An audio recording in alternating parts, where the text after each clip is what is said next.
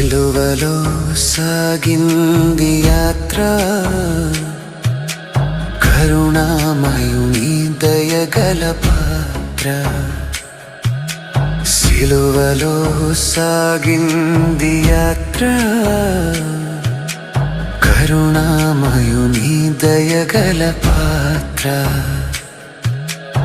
ఎవరి కోసమో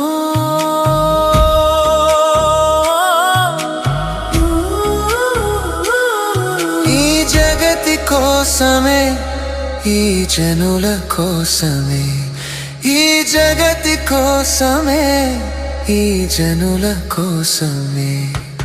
సిలువలో సాగింది యాత్ర,